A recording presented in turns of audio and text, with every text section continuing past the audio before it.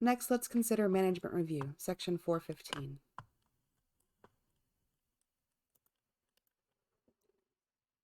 Your management review must be documented, happen on an annual basis, and be responsive. You must consider the following items: your suitability of policies and procedures, reports from personnel, recent internal audits, corrective and preventative actions, external assessments, PT results, changes in types of and volume of work, customer feedback, complaints, improvements, and quality control activities, resources, and staff training. If there are findings, corrective actions must be completed in a reasonable time frame. And I always recommend that you do your management review right after your internal audit while everything is fresh.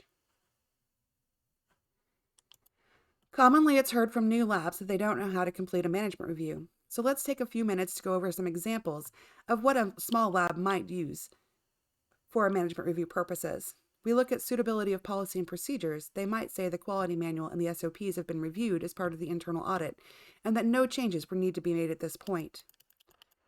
Reports from management and supervisory personnel.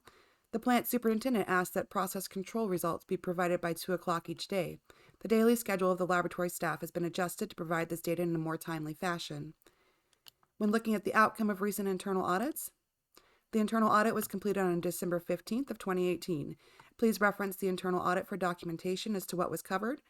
9 non-conformances were found and corrected, and they did not impact data quality, and the customer was not notified. No overreaching corrective actions were noted. When looking at corrective and preventative actions, you might say we had 7 documented corrective actions this year. An effectiveness review was completed 3 months after the completion of each corrective action. All corrective actions have been found to have been effective. And looking at external assessments, perhaps you didn't have one this year. An external assessment was not completed this past calendar year. We expect to have our next biannual assessment in June of this year. And for PT results, all PTs received a passing score. When looking at an example for changes in volumes and type of work, there was no significant change in the volume of work. The laboratory continued to process the required NIPTs testing, including a TSS and fecal coliform sample 3 days a week and 2 CBOD samples. Daily process control has remained steady. Plant upgrades are to be done this year, and it is expected that our process control samples will increase twofold. Current staff levels should suffice.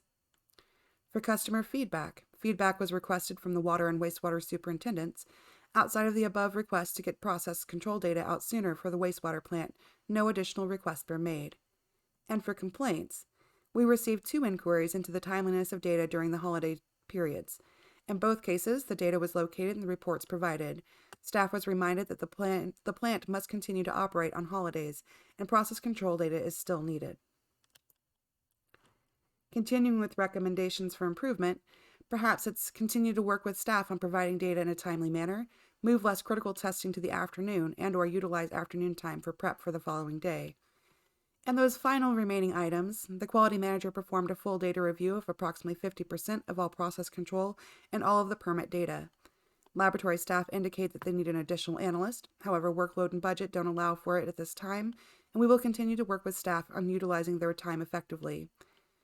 We have approximately budgeted $2,000 for training this year. We'll plan on sending the quality assurance manager to the CWEA conference in Monterey Bay, and additional training will be provided for staff via webinars from TNI.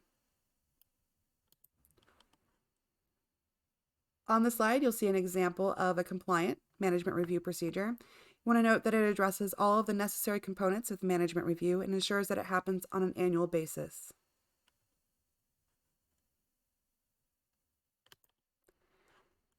And looking at this non-compliant example, you might see that it doesn't include the annual requirement or reviewing of internal audits.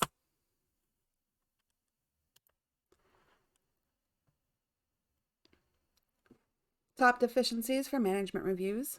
We want to understand that annually is not clearly defined in the standard, but it generally understood to mean every 12 months. Many assessors might give you a little leeway on this, but if you complete a management review in January of 2021 and wait until December of 2022, you're going to get cited for not doing it on an annual basis.